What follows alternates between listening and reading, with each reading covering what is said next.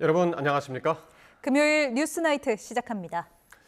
오늘 삼성전자 노사의 임금교섭 잠정 합의안에 대한 조합원 찬반 투표가 시작돼 다음 주 수요일까지 진행됩니다. 하지만 메모리 사업부 성과급의 100분의 1 수준만 받게 된 가전과 모바일 부문 조합원들의 불만이 폭발하면서 이 내부 갈등이 전면전으로 치닫고 있습니다. 첫 소식 박기환 기자의 보도입니다. 삼성전자 노사의 임금교섭 합의의 마지막 단계 조합원 찬반 투표가 시작됐습니다. 오는 27일까지 닷새 동안 전자투표로 진행돼 과반 참여, 과반 찬성을 받아야만 가결될 수 있습니다. 합의안의 핵심은 반도체 메모리 사업부에 몰아주는 특별성과급 재원입니다. 메모리 사업부는 1인당 평균 6억 원을 받고 적자를 낸 파운드리와 시스템 LSI 사업부도 1억 6천만 원의 성과급을 거머쥐게 됩니다. 하지만 가전과 모바일 부문은 흑자를 냈음에도 올해 600만 원만 받으면서 성과급 격차가 최대 100배에 달합니다. 비메모리와 완제품 부문 조합원들의 거센 분노가 일어난 이유입니다.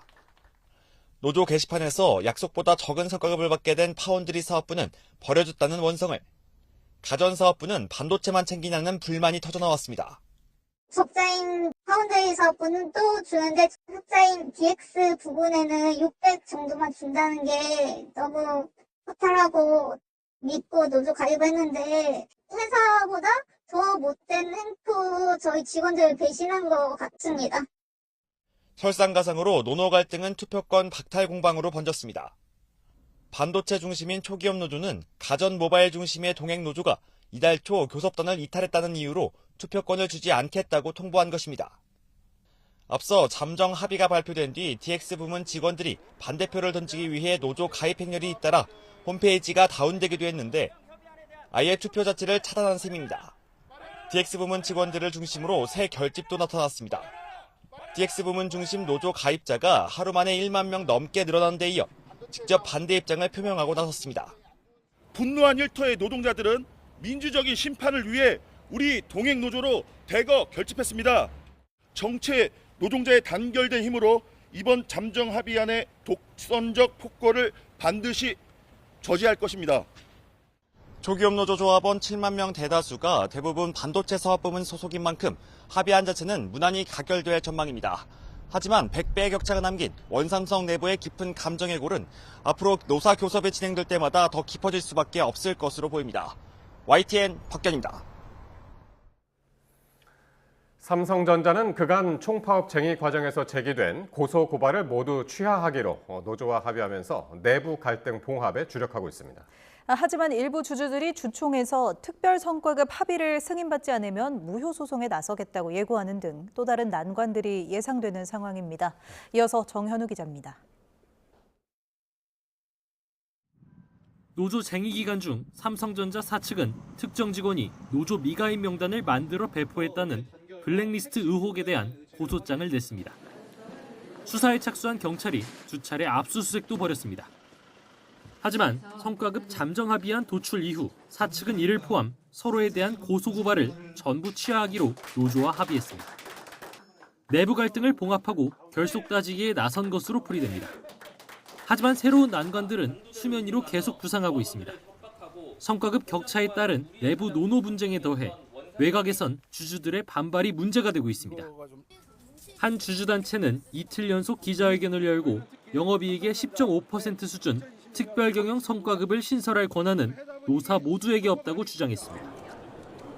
주주총회를 열고 안건을 승인받지 않으면 상법 등 위반이라며 무효 소송에 나서겠다는 뜻을 거듭 내비쳤습니다. 양측이 함께 주주를 설득하고 주주총회의 의결을 거쳐 승인을 받는다면 절차적 하자는 치유되며 무효 확인의 소 또한 그 진행의 실익을 잃게 됩니다. 여기에 더해 늘어난 성과급 부담이 신규 투자와 연구개발 축소로 이어지면서 경쟁력을 발목 잡을 수 있다는 우려도 큽니다. 고정 비용으로 영업이익의 10% 이상을 계속 깎아먹는 거잖아요. 반도체는 선행 투자가 없으면 기술 극복이 안 됩니다. 그런 상황에서 지금 최고 절정기 때 기준을 10년 동안 가져간다는 거잖아요. 또 현대자동차 등 다른 대기업 노조들도 잇따라 영업이익 일부를 성과급으로 달라고 요구하는 상황 속 삼성전자가 노조와 합의한 방식 그리고 주주의 반발 국면을 앞으로 어떻게 풀어내는지 등은 우리 경제와 기업 노사관계 전반에 큰 영향을 미칠 것으로 보입니다. YTN 정현우입니다. 12일 앞으로 다가온 6.3 지방선거, 부산 북갑 국회의원 보궐선거의 최대 변수로 꼽혀온 이 보수 단일화 가능성이 점점 희박해지고 있습니다. 국민의힘 지도부까지 무소속 한동훈 후보 공격에 뛰어든 가운데 한 후보 측은 민주당 좋은 일만 시킨다며 맞대응에 나섰습니다. 김철희 기자가 보도합니다. 단일화는 존재할 수 없는 망상이라며 삭발로 배수의 진을 친 국민의힘 박민식 후보, 한동훈 후보 때리기에 화력을 집중했습니다. 보수 진영에 큰 상처를 남긴 배신자와 어떻게 힘을 합치겠느냐며 조목조목 단일화 불가 사유를 짚었습니다. 이명박 대통령, 박근혜 대통령, 또 윤석열 대통령, 그 감옥에 가는데 결정적인 역할을 한 1등 공신이 한동훈 후보 아닙니까? 당 주류에서도 단일화 요구가 터져 나오고 있지 않느냐는 물음에는 전혀 사실과 다르다며 발끈했습니다. 지금 앵커님도 한동훈 후보하고 아주 절친하시잖아요. 팩트 체크를 정확하게 해서 질문을 해야지. 장동혁 대표 역시 본격 참전에 아직 올라갈 시간은 충분하다며 한동훈 후보 견제에 힘을 보탰습니다. 한동훈 후보가 나와가지고 보수를 재건하겠다 그러는데 지금 이 상황까지 오게 만든 사람이 누굽니까? 그간 단일화 가능성을 열어두던 한 후보지만 이어지는 집중 사격에는 참지 않았습니다. 당권파와 박 후보의 관심은 오로지 자신의 낙선인 것 같다며 민주당 하정우 후보와 단일화한 거냐고 쏘아붙였습니다. 한 후보는 YS 차남 김현철 씨가 지지 선언을 했다고 공개하며 김영삼 정신을 이어가겠다고 화답했습니다. 박민식 후보 지원차 부산을 찾은 신동욱 최고위원이 하정우 후보를 만나 파이팅을 외친 것도 논란이 됐습니다. 지도부가 하정우 후보와 단일화하러 간 줄 오해하겠다, 심각한 해당 행위라는 등의 친한계 문제 제기가 쏟아지자 박민식 후보까지 등판해 우연한 인사 장면을 왜곡하지 말라고 반박했습니다. 경쟁자들의 관심이 멀어진 사이 민주당 하정우 후보는 주식 파킹 의혹과 이해 충돌 논란 등을 해명하는 데 집중했습니다. 이미 깔끔하게 처리된 사안 아니냐며 네거티브보다는 지역 발전을 논하자고 견제구를 날렸습니다. 최근 2강 1중 열세 흐름으로 흐르는 게 박민식 후보의 강경 대응에 영향을 줬다는 분석도 나옵니다. 선거 결과는 향후 보수 주도권 경쟁에도 영향을 줄 수밖에 없어 한쪽의 전향적 양보를 기대하긴 어려워 보입니다. YTN 김철입니다. 또 다른 최고 격전지로 꼽히는 경기 평택을 재선거 후보자들의 첫 방송 토론회가 열렸습니다. 후보들 신경전이 최고조에 달했는데 특히 단일화에 관한 동상이몽이 눈길을 끌었습니다. 김다현 기자입니다. 경기 평택을 국회의원 재선거 후보자 5명은 첫 토론회에서 강점을 부각하기 위해 저마다 신선한 소갯말을 준비했습니다. 할 일이 참 많습니다. 그래서 일하기 좋아하는 국회의원 후보 저 김용남이 정치를 하기 위해 평택에 오신 분들이 아니라 평택을 위해 정치를 선택한 사람. 꼭 평택에서도 인정받고 칭찬받는 최우등생이 되겠습니다.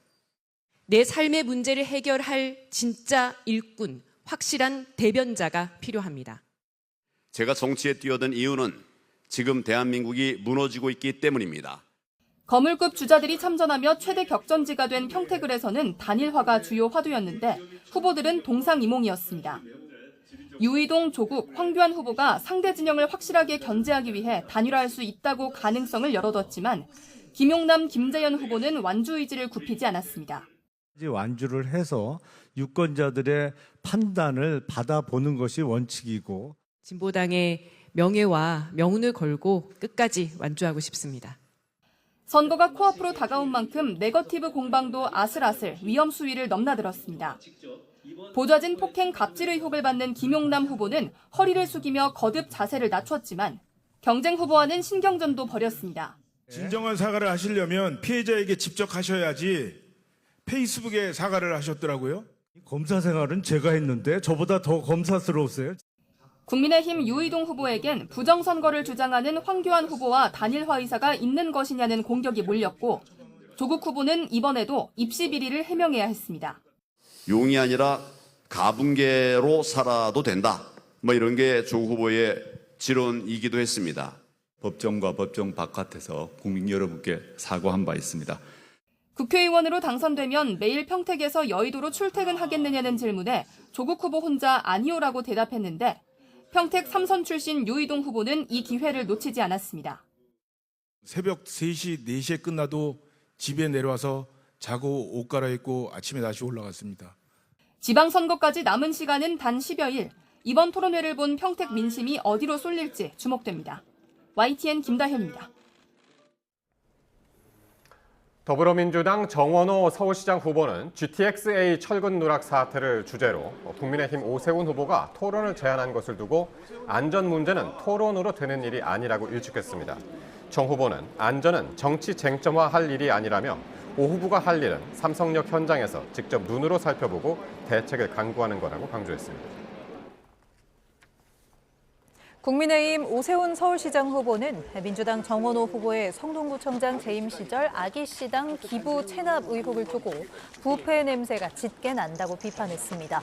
오 후보는 구청 승인 없는 조합의 결정은 있을 수 없는데도 성동구청은 뒤늦게 기부 체납 시설로 인정한 적이 없다고 주장한다며 조합장이 구땅 신축 이전비 200억 원을 그냥 조합비로 지출했겠냐며 수사로 명명백백히 밝혀야 한다고 주장했습니다.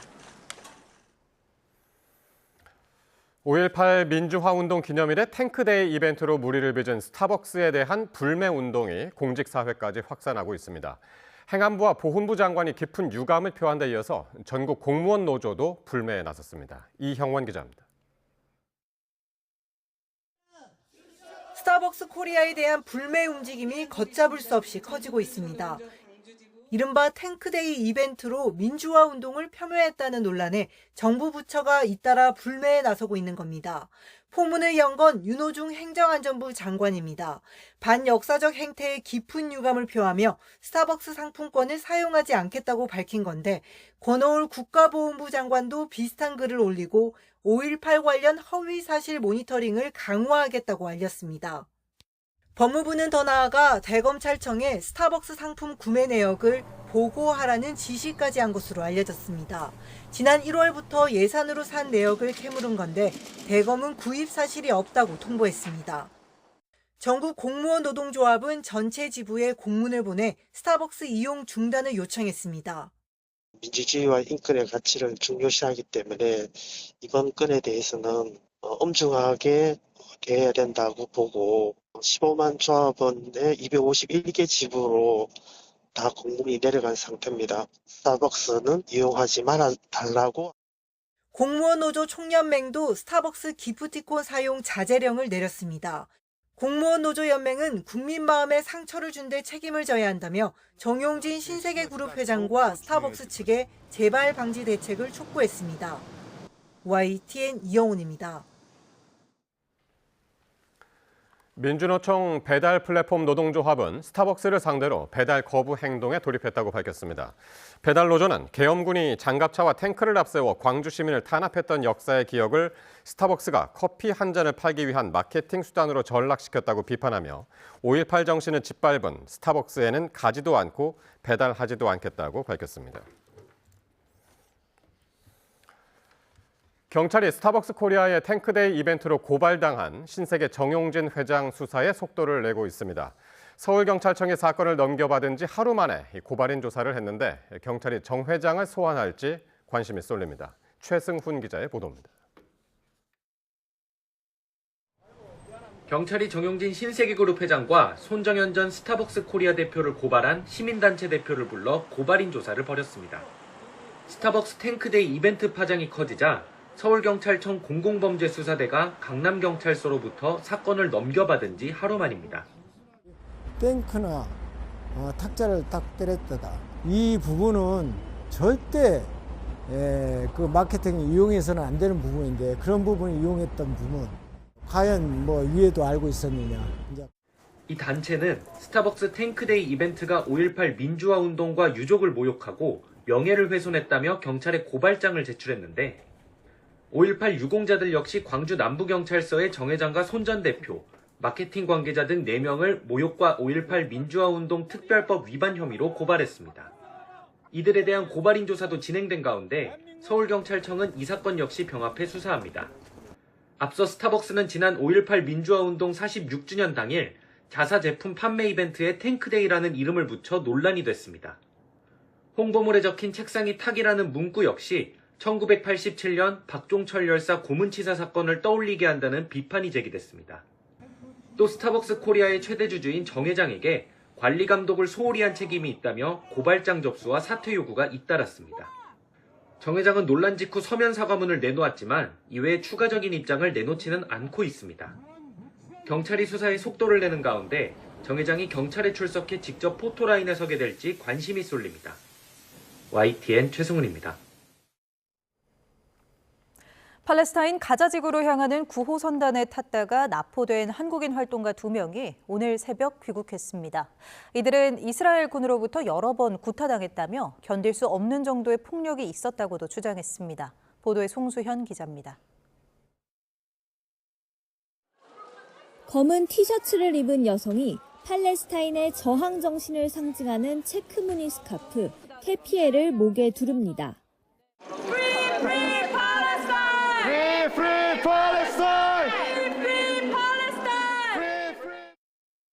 가자지구에 구호품을 전달하려다 이스라엘군에 붙잡혔던 활동가 김하연 씨입니다. 폭격 때문이 아니라 사실 기아로 굶주리고 있어요. 그래서 정세가 위험하더라도 다시 한번 항해를 시도해야 한다고 생각했습니다. 귀국한 직후 취재진 앞에 선 김 씨는 이스라엘군으로부터 여러 차례 구타를 당했다고 밝혔습니다. 제가 이미 감옥에 갔을 때는 이미 많은 사람들이 구타당하고 저도 얼굴을 여러 번 구타당해서 지금 사실 한쪽 귀가 잘 안 들리는 상태예요.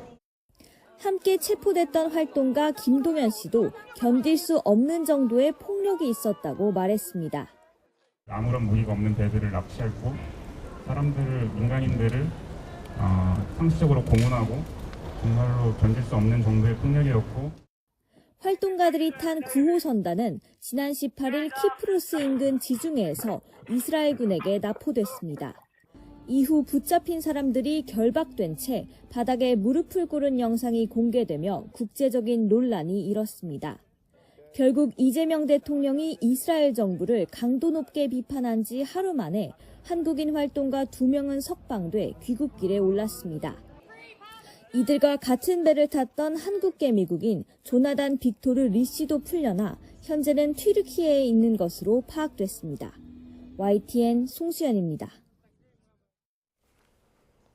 종전협상에 들어간 미국과 이란이 메시지를 교환하며 합의안 초안 작성에 착수했는데 미국 측에서 긍정적인 발언이 나왔습니다. 하지만 이란의 농축 우라늄과 호르무즈 해협 통제권이 여전히 쟁점이라 진통을 겪고 있습니다. 중동 현지 연결합니다. 양희력 특파원. 아랍에미리트 두바이에 나와 있습니다. 네, 종전 합의 틀 마련을 목표로 이렇게 미국과 이란 사이 메시지가 좀 분주하게 오가고 있는데 미국 측에서 긍정적인 신호가 나왔다고요? 나토 회의에 참석한 마코 루비오 미 국무장관이 기자회견에서 한 발언입니다. 이란과의 협상 타결에 대해 루비오 장관은 약간의 진전이 있었다고 밝혔습니다. 또 과장하고 싶지는 않다면서 약간의 진전이 있었고 그것은 좋은 일이라고 덧붙였습니다. 앞서 이란 방관영 ISNA는 이란과 미국이 합의 틀 마련을 목표로 메시지 교환을 진행하고 있다고 보도했습니다. 알자지라는 이란 고위 관계자와의 인터뷰에서 협상단이 합의에 매우 근접했고 초안 작성에 한창이라고 전했습니다. 하지만 이란의 우라늄 농축과 호르무즈 해협 통제권을 놓고 이견을 완전히 좁히지는 못하는 모양새입니다. 몇 시간 전에 양국의 메시지 전달을 원활하게 하는 역할을 맡는 파키스탄 내무장관이 이란 외무장관과 만나 종전 방안에 대해 논의했습니다. 핵심 쟁점 타결이 지연되면서 테헤란을 찾아 공식 합의 발표를 도출할 예정이었던 파키스탄 육군 참모총장의 방문 일정도 잠정 보류됐습니다. 네, 고농축 우라늄의 경우 이란 최고 지도자가 이란에 남겨둬야 한다고 지시했다는 보도가 나오면서 협상에 큰 변수가 되는 게 아닌가 우려가 좀 됐는데 이 부분에 대한 협상 상황은 어떻습니까? 하메네이 이란 최고 지도자가 무기급에 가까운 고농축 우라늄을 해외로 반출해선 안 된다고 지시했다고 로이터가 복수의 이란 고위 소식통을 인용해 보도했는데요. 하지만 알자지라가 인터뷰한 이란 고위 관료는 해당 보도가 핵 합의의 적들이 퍼뜨리는 선전이라며 부인했습니다. 그러면서 이란은 핵물질을 자체적으로 희석하는 방안을 일관되게 고수하고 있다고 언급했습니다. 이 방식 역시 어쨌든 고농축 우라늄을 해외에 반출하는 건 아닙니다. 이란 외교부 대변인은 국영통신 IRNA와 인터뷰에서 우라늄 농축 등 협상과 관련해 언론에서 제기되는 주장들은 추측일 뿐 신빙성이 부족하다며 일축했습니다. 지금까지 아랍에미리트 두바이에서 YTN 양일혁입니다.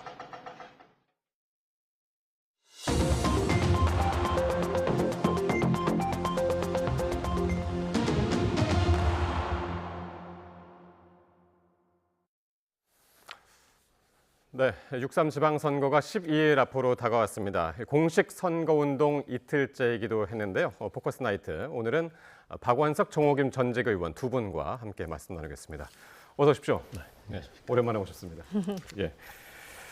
자, 먼저 저희가 평택을로 한번 가보겠습니다. 오늘 후보 5명이 이제 첫 토론회를 열었었는데 어떤 장면이 화제가 됐는지 그 장면부터 먼저 보고 오겠습니다. 황교안 후보님 조금만 올려주세요. 당선되면 매일 평택에서 출근하겠다. O. 아니다. 상황에 따라 달리하겠다. X.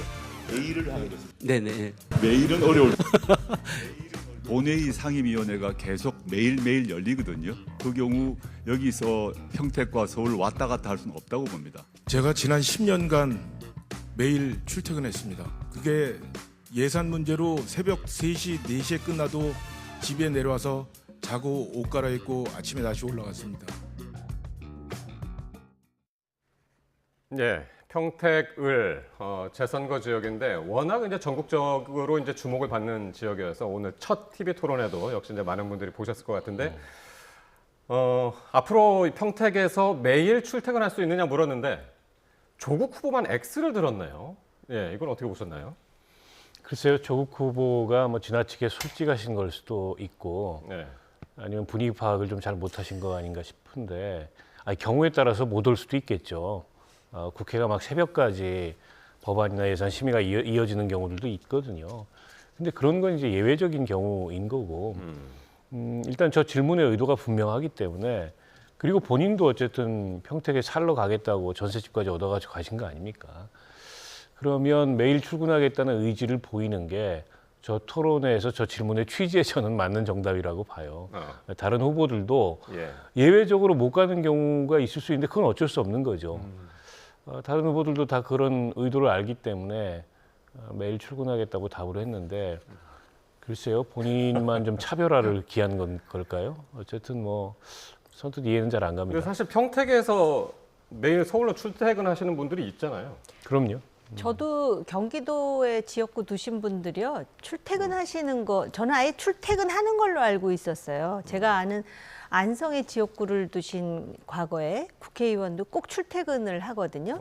근데 경기도 평택인데 서울에 그러니까 집을 한 채 두고 왔다 갔다 하겠다라는 것인지 참 여러 가지 상상을 하게 만드는 대목인데요.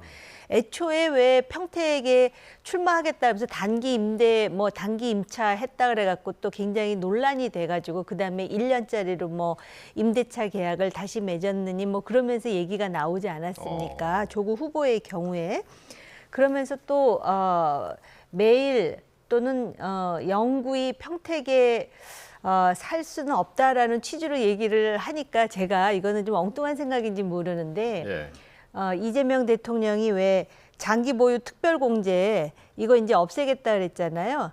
그래봤자 서울에 좋은 곳에 집 가지고 있는 사람은 절대 안 팔겠다라는 생각마저 비약하는 생각인지는 모르겠지만은 들면서 또 한편으로는 상임위가 있을 때는 왔다 갔다 해야 된다라고 말하는 거 보니까 본인은 아예 당선된다라는 걸 전제로 얘기하는 건가? 그런 생각마저 듭니다. 그렇게 들릴 수도 있었겠네요. 자, 그리고 민주당 김용남 후보의 발언도 지금 논란인데 조국 후보가 이제 한때 오른쪽 눈이 이제 멍이 들었었는데 그게 파란색이 부러워서 멍이 들었다라는 취지로 말을 해서 당내에서도 이거 자제해야 되는 것 아니냐 그런 얘기가 나왔었어요. 부적절한 얘기죠. 어쨌든 조국 후보가 어떤 경위로 다치게 됐는지는 모르지만 다쳤지 않습니까? 근데 그걸 가지고 저런 식으로 파란색이 부러워서 자기 얼굴을 시퍼렇게 만들었다라는 거는 유세 과정에서 유리문에 부딪혔다고 그러더라고요. 네, 사실과도 거리가 멀 뿐더러 일종의 이제 조롱인데요. 이제 저런 식의 조롱은 저는 안 하는 게 좋다고 생각합니다. 지금 조국 후보하고 김영남 후보 간에 여러 가지 이제 감정적인 그런 충돌도 좀 있고 그러다 보면 뭐 그때그때 상황에 따라서 이제 뭐 기분이 달라질 수도 있습니다만 선거 기분으로 하는 거 아니잖아요. 그래서 저는 기분이 태도가 되면 안 된다는 말이 있듯이 공직선거에 출마한 후보자가 상대 후보의 그런 어떤 불운한 일을 저런 식으로 조롱의 소재로 사용하는 건 부적절하고 그 부적절함을 느꼈기 때문에 중앙당에서도 그런 표현 자제하는 게 좋겠다고 얘기한 거 아니겠습니까?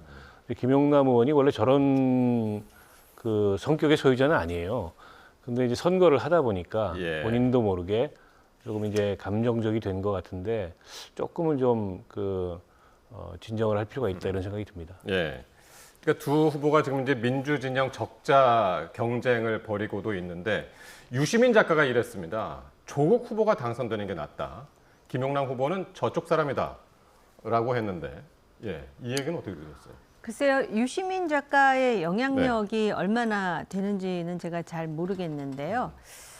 지금 그 유시민 작가의 그 일방적인 조국 후보 지지가 도움이 될지 아니면 역풍이 될지 잘 모르겠어요. 왜냐하면은 그 김용남 후보를 후보로 공천한 것 자체에 대해서 괴기스럽다는 표현까지 쓰지 않았습니까? 그런데 지금 김용남 후보는 누가 뭐래도 전략 공천으로서 명픽이다. 심지어는 뭐 뉴 이재명이다 이런 말이 나오는데 그러면은 이재명 대통령을 지금 돌려가게 하는 건가? 이런 생각하는 사람들도 꽤 있을 것 같거든요. 네. 그래서 그리고 또 한편으로는 지금 조국 후보가 굉장히 조급한 건가? 보통 유시민 작가가 저런 선거에 결정적인 순간에 나와서 누구를 지지하거나 그런 거에 굉장히 노련한 사람이라고 많은 사람들이 인식하는데 너무 급해갖고 미리 나온 건가? 이렇게 생각하는 사람도 있을 것 같거든요.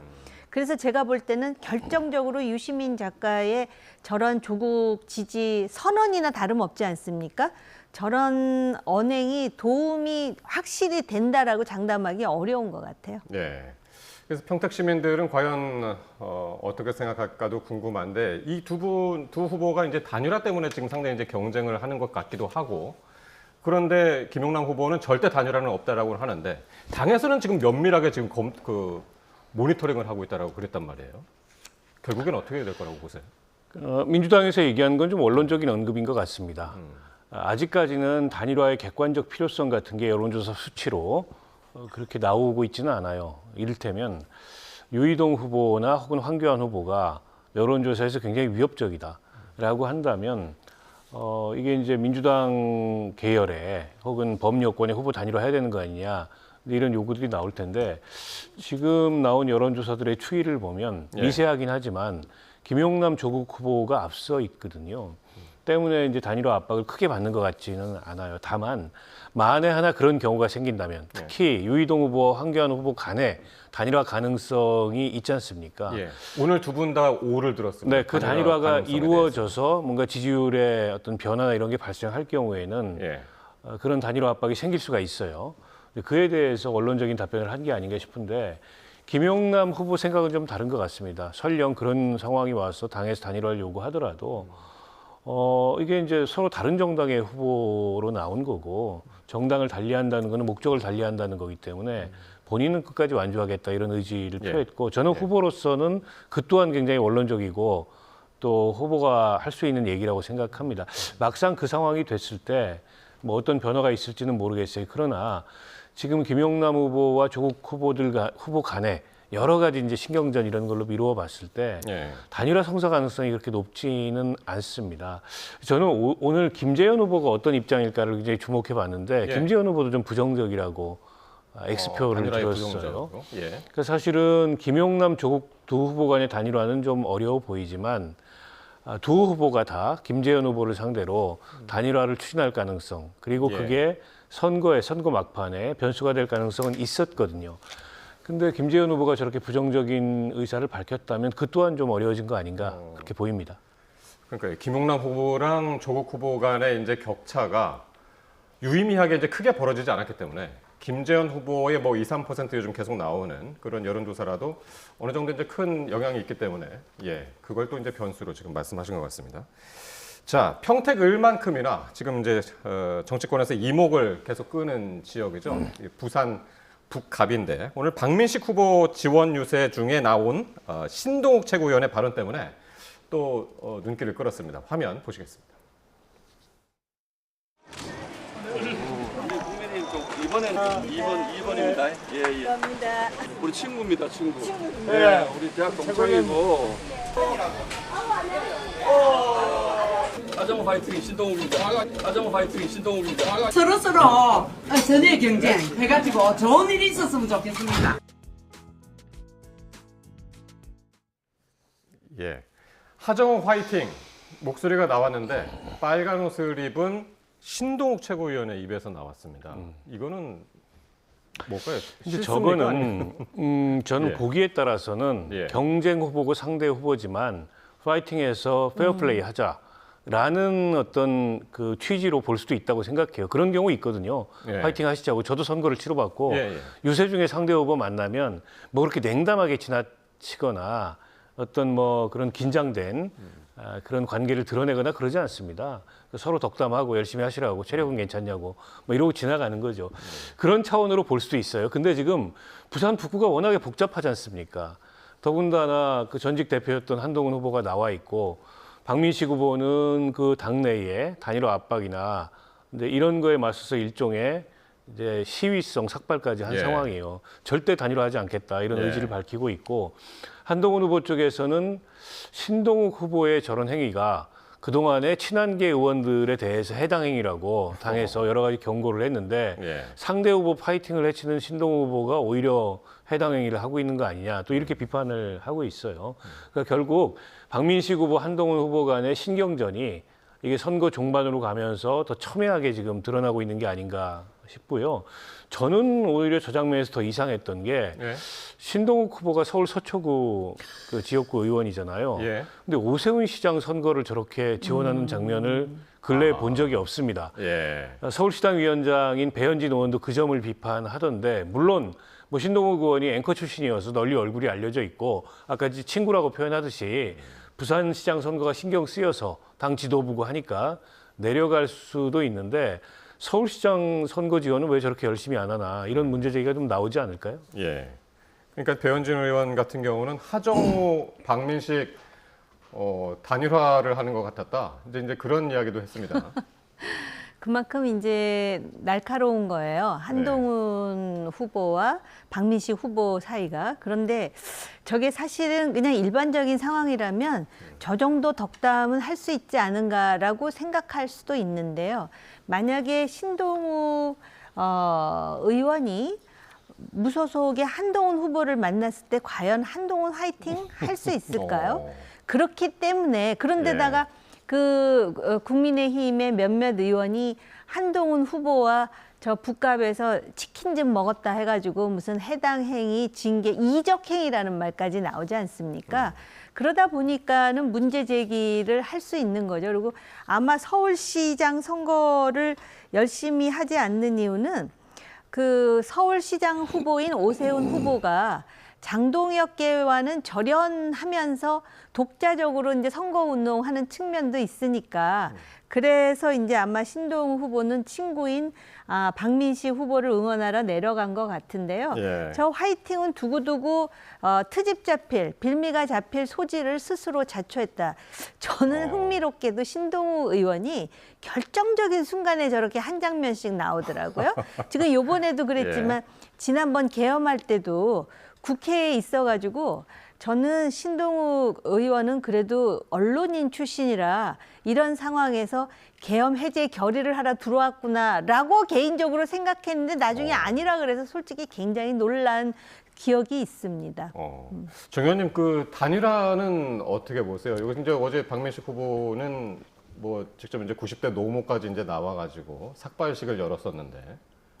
단일화 안 될 것 같거든요. 왜냐하면은 지금 아까 신동욱 의원이 소위 이제 당권파 아닙니까?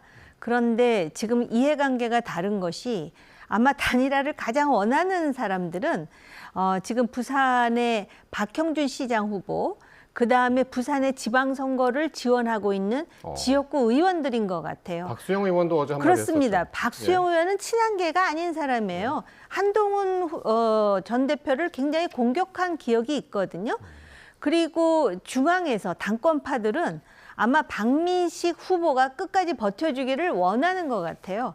그러다 보니까 부지불식간에 하정우 화이팅이 나온 거 아니야? 이런 오해를 살 만한 그런 분위기가 돼버린 거 아닌가. 그런데 이제 단일화를 안 하게 되더라도 한동훈 후보 측에서는 담대하게 나가야 될 것 같고요. 3자 구도로 네, 해서. 바닥 민심은 굉장히 무소속 후보에게 호의적인 것 같다라는 전언들이 많이 들려요. 그러니까는 이런 상황에서 뭐 본인이 안 하겠다 하는데 본인이 안 하겠다 그래갖고 한동훈 측에서도 뭐 단일화 하자라고 한 사람은 없는데 단일화 안 하겠다고 지금 삭발까지 한 상황이니까 예. 안 하는 쪽으로 가는 것 같아요. 예. 저기 박 의원님은 어떻게 보셨어요? 뭐 단일화 어렵겠죠. 그러니까 박민식 후보도 그렇고 또 장동혁 대표도 그렇고 단일화에 대해서 굉장히 부정적인 입장을 갖고 있기 때문에 성사되기 어렵다고 보고요. 예. 다만 이제 두 후보가 합의를 통해서 이루어지는 단일화 말고 이를테면 민심 단일화라 그러지 않습니까? 결국 보수 후보가 둘 나와서 표로 예, 이대로라면은 이제 민주당의 승리를 안겨주는 결과가 나올 테니 유권자들이 움직여서 어느 한쪽에 힘을 실어주게 되면 그게 이제 사실상 단일화 효과를 내지 않겠냐. 특히 한동훈 후보 측에서는 지금 앞서고 있어서 그런 기대를 하는 것 같아요. 그에 반해서 박민식 후보는 본인이 저기에 이제 토박이 출신이고 재선 국회의원을 지냈기 때문에 이제 그렇게 무너지지 않는다. 예. 이런 결기를 또 한편으로 어제 삭발을 하면서 보인 게 아닌가 싶어요. 뭐 결과가 어떻게 나타날지 지금 뭐 짐작하기에는 좀 이릅니다. 아직 이제 한 주일 정도 여론조사 추이나 선거 흐름을 좀 봐야 되는데 어쨌든 두 후보 간에는 보수 지지층의 표심을 놓고서 상당히 예민한 이제 긴장과 경쟁 관계에 들어간 게 아닌가 싶고요. 앞으로도 오늘 화이팅과 같은 그런 신경전이 계속 일어나지 않을까 싶습니다. 예. 자, 절대 양보할 수 없다는 두 후보의 모습 보셨고요. 서울시장 선거로 가보겠습니다. 오늘 서울시장 후보들의 신경전도 상당히 이제 격화가 됐는데 정원호 후보는 오늘 구의역 김군 10주기 추모 행사장을 찾았었고요. 오세훈 후보는 재건축 관련해서 그 피해 주민들 간담회에 참석을 했는데 어쨌든 정원호 후보는 안전을 지금 상당히 강조하는 것 같고 오세훈 후보는 부동산을 앞서서 지금 공격을 하고 있는 것 같아요. 네, 그렇습니다. 지금 부동산 서울 집값이 심상치가 않아요. 그런데다가 전월세 구하기도 힘들고 그러다 보면 집이 있으신 분도 어렵고 또 집을 구하지 못해서 임차를 해야 되는 분들도 굉장히 어렵고 서울시 시민들은 그런 문제와 굉장히 연루돼 가지고 굉장히 예민하게 반응하거든요. 그래서 그 부분을 공략하는 것 같아요. 예. 그리고 이제 정원호 후보 같은 경우는 지금 소위 삼성역 GTX 철근 누락된 그런 부분뿐만이 아니라 안전에 대해서 이렇게 강조하면서 서울시정에 있어서 문제가 있었다라고 부각시키고 싶은 것 같아요. 토론은 안 하고 서로 이제 그런 걸 가지고 신경전을 벌이고 있습니다. 예. 그러니까 여기도 상당히 이제 여론조사를 보면은 상당히 이제 좀 다른 여론조사 결과들이 이제 나오는데 일단 KBS 조사 먼저 보면은요, 이 정원호 후보하고 오세훈 후보가 격차가 11%포인트 차가 납니다. 정원호 45, 오세훈 후보가 이제 34. 이렇게 이제 11%포인트 차가 나는 이런 조사 결과가 있는가 하면, 뉴시스 조사에서는 41.7 정원호, 그리고 오세훈 후보가 41.6, 0.1%포인트 차. 아주 초접전인 결과가 나오는데 상당히 이제 다른 결과들이 나오네요. 그렇습니다. 이게 여론조사가 매 여론조사마다 또 조사 방식이나 그 여론조사의 어느 쪽 표집이 어떤 성향의 유권자들 표집이 많이 되느냐에 따라서 좀 상이한 결과들이 나오는데요. 그래서 수치보다도 흐름이 굉장히 중요한 것 같은데 흐름은 처음 선거를 시작할 때보다 좀 좁혀진 것 같은 느낌을 받는 건 사실입니다. 오세훈 시장이 지지율이 크게 늘었다기보다도 정원호 후보 지지율이 조금 줄어들었는데요. 어떻게 보면 정원호 후보의 그동안의 캠페인이 좀 소극적인 게 원인이 아니었나 싶어요. 근데 정원호 후보가 도전자지 않습니까? 서울시장 선거에서는.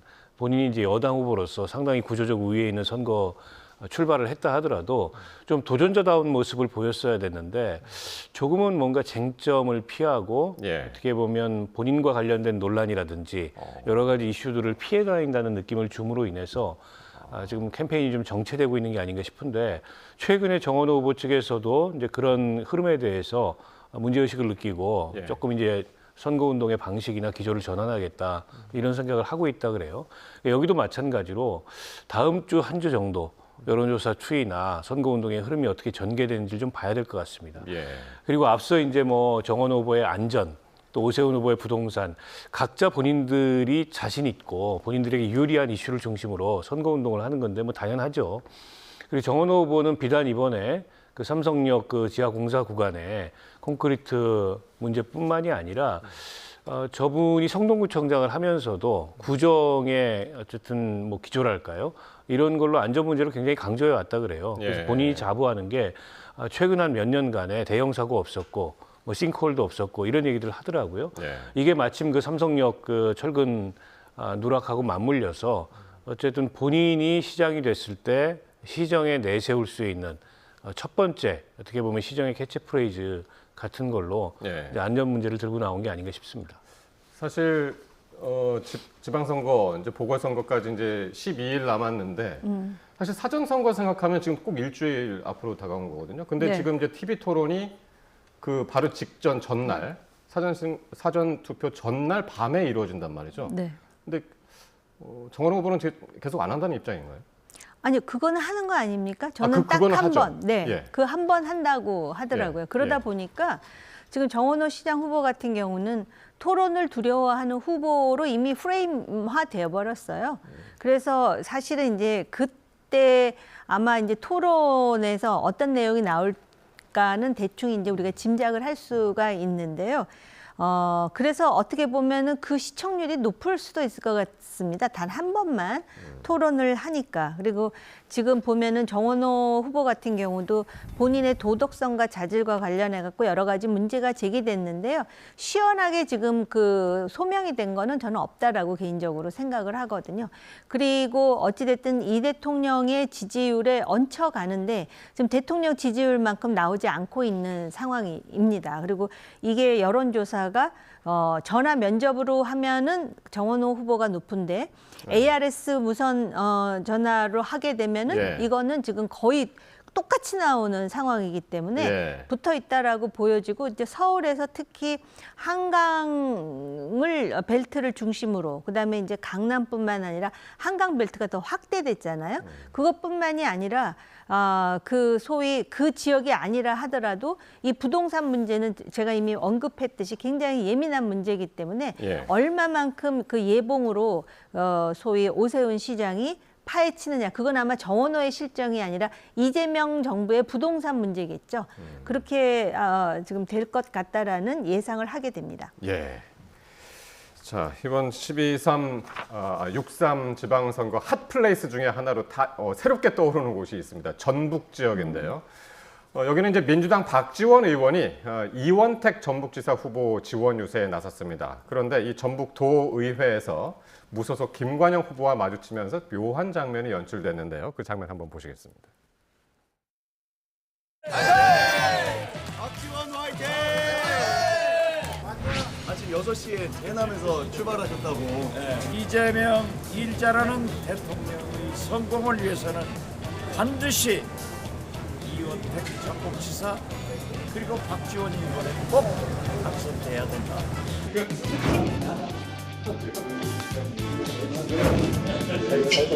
아유, 이걸 찍어야 돼. 누가 열심히 하면 안 되지. 아이고, 네.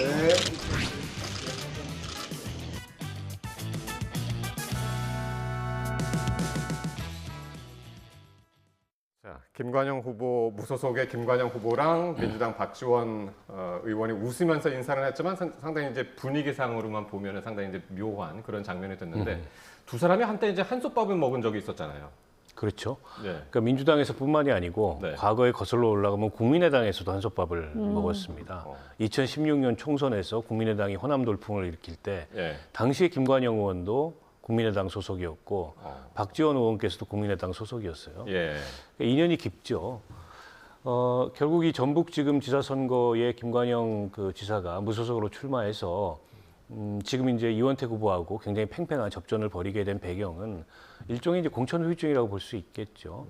물론 김관영 지사의 그 돈봉투 논란은 변명의 여지가 없습니다. CCTV가 공개됐기 때문에 본인도 잘못을 인정하고 뭐 저는 사법 처리를 받게 될 거라고 봐요. 다만 그게 제명에 이를 정도의 문제였느냐 그렇게 신속하게 이 논란이 하나 있는 것 같고 이원택 후보에 대해서도 뭐 식사비 대납 논란이 있는데 두 논란에 대해서 당 차원의 조치의 형평성 문제가 있다. 이게 이제 김관영 후보가 제기하고 있는 문제고 무엇보다 전북 유권자들이 그런 김관영 후보의 주장에 공감을 일정하게 하고 있다는 거예요. 그게 지금 팽팽한 지지율로 나타나는 거라고 보거든요.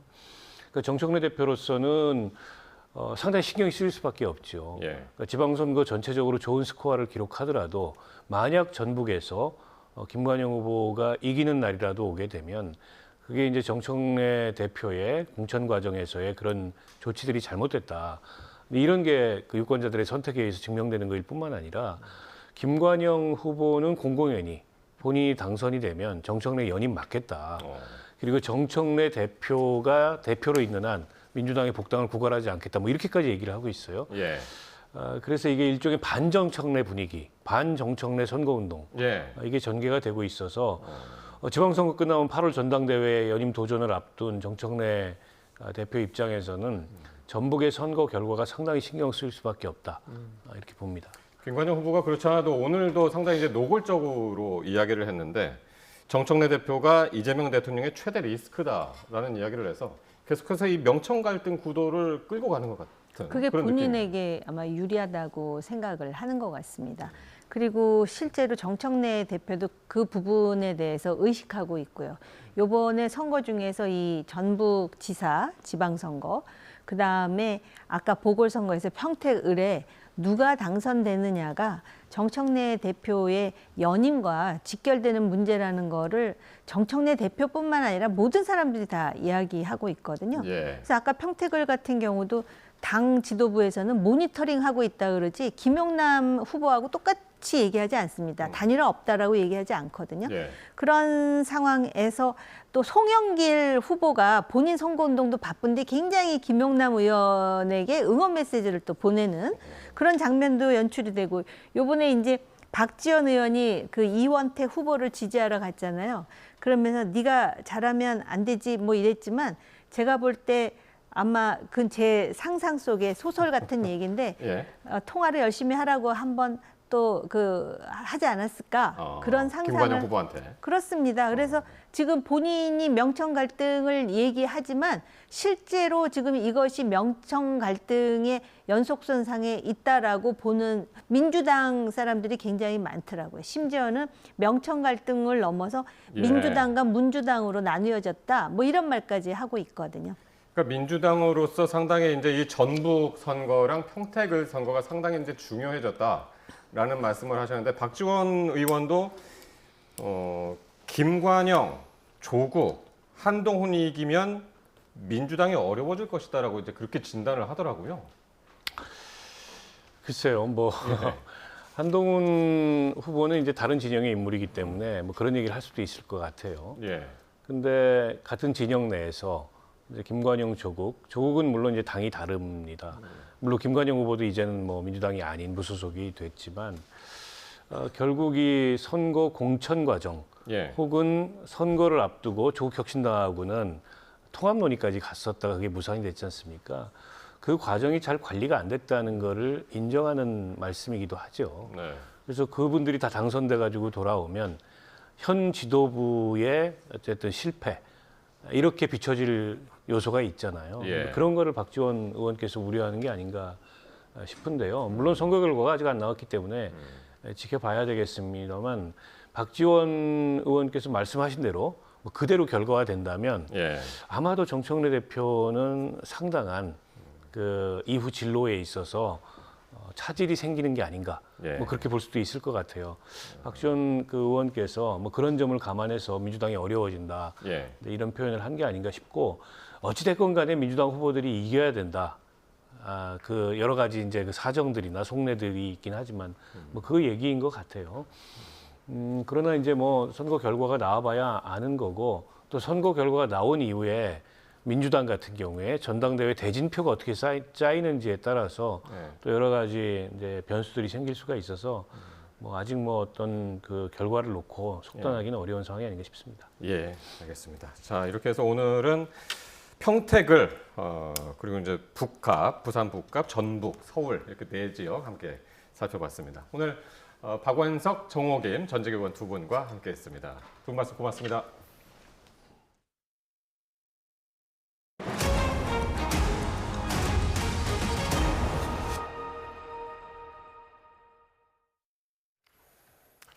정부 재정이 손실을 일부 부담하는 국민성장펀드가 출시 첫날부터 완판 행렬을 이어갔습니다. 국민성장펀드에 대한 기대감에 투자 대상 업종의 상당수가 집중된 코스닥은 5% 가까이 급등했습니다. 윤태인 기자가 보도합니다. 인공지능과 바이오 등 첨단 전략 산업을 중심으로 민관이 함께 투자하는 국민참여형 국민성장펀드가 은행과 증권사 25곳에서 판매를 시작했습니다. 선착순이라 물량이 소진되면 조기 마감되는데 정부 재정이 손실을 일부 부담한다는 점에 가입자가 몰리면서 첫날부터 주요 금융사별로 완판 행렬이 이어졌습니다. 마이너스 17.5에서 20.8% 정도 피투자 펀드에 대해서 손실을 보전하기 때문에 고객님께서는 그 부분이 손실이 나도 나에게는 영원이거든요. 정부가 약 마이너스 20%까지 손실을 보전해주는 투자 상품이다 보니까 저희가 준비한 물량이 한 오전에랑 한 5시간 정도 만에 다 소진되어서 펀드 출시 열기는 시장 반응으로도 이어졌습니다. 코스닥은 이틀 연속 매수 사이드카가 발동하는 등 4.99% 오른 1160일의 급등세로 거래를 마쳤는데 국민성장펀드에 대한 기대감이 코스닥 상승세를 이끌었다는 분석입니다. 투자되는 산업이 AI, 반도체, 바이오, 로봇 이런 업종들입니다. 그래서 이런 업종들에 투자를 하는 것이기 때문에 코스닥 시장에 상대적으로 좀 우호적일 수 있겠다. 이런 시각이 오늘 코스닥 주가 상승에 반영이 된 것 같고요.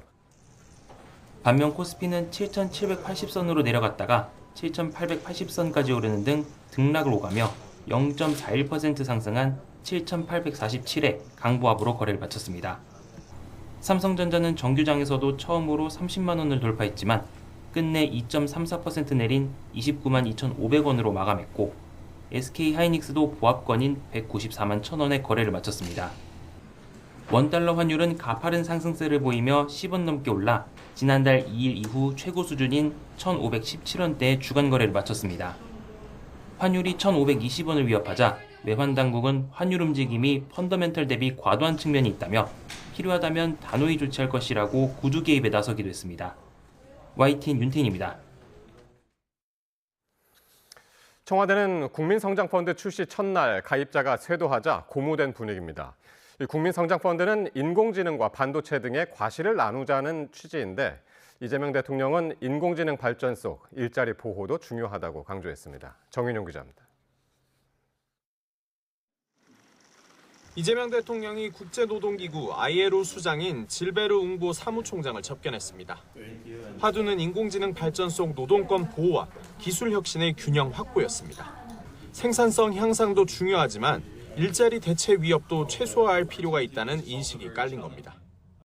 전 세계적으로 인공지능에 의한 일자리 대체 문제가 큰 화두가 될 텐데 역시 ILO의 역할이 매우 기대가 됩니다. 이 대통령은 인공지능 확산에 따른 노동시장 충격에 대비하는 동시에 미래 산업 육성을 통한 성장 동력 확보에도 힘을 쏟고 있습니다. 인공지능과 반도체, 바이오 등 첨단 산업에 국민이 투자의 과실을 나누는 초대형 정책 펀드인 이른바 국민성장펀드가 대표적입니다. 출시 첫날부터 5대 시중은행 판매 물량이 완판되는 등 가입이 쇄도했습니다. 청와대 관계자는 국민의 뜨거운 관심 속에 빠르게 판매되고 있다고 자평했는데 이 대통령 대선 공약이자 핵심 국정과제가 시장의 호응을 얻고 있다는 점에 고무된 분위기입니다. 국민성장펀드 조성이 생산적 금융을 확산하고 미래 첨단 산업 발전과 국민의 안정적인 자산 증식에 기여하는 든든한 마중물이 될 것입니다. 이런 가운데 한국갤럽 여론조사에서 이 대통령 지지율은 소폭 반등하며 64%를 기록했습니다. 긍정평가 이유로는 경제, 민생이 주요했던 것으로 나타났습니다. 생산적 금융으로 자금이 돌면 부동산 시장 안정에도 도움이 될 거란 게 정부의 보관인데 청와대는 국민성장펀드에 지속적으로 관심을 가져달라고 당부했습니다. YTN 정인용입니다. 삼성전자 노사가 합의한 성과급 배분안에 따라 실제 직원들이 얼마를 받게 될지에 관심이 쏠립니다. 반도체 부문 메모리 사업부의 경우 많게는 6억 원에 달할 수 있지만 휴대전화와 가전 같은 완제품 부문이 추가로 받는 성과급은 100분의 1 수준에 그칠 전망입니다. 손효정 기자입니다. 올해 삼성전자 반도체 부문의 영업이익 전망치는 300조 원입니다. 노사가 잠정 합의한 대로라면 영업이익의 10.5%, 31조 5천억 원은 반도체 부문에 따로 주는 특별 성과급 재원이 됩니다. 이 가운데 40%인 12조 6천억 원은 반도체 부문 모든 직원이 골고루 나눠 받습니다. 반도체 부문 7만 8천여 명 기준 직원 1인당 평균 1억 6천만 원이 기본으로 지급됩니다.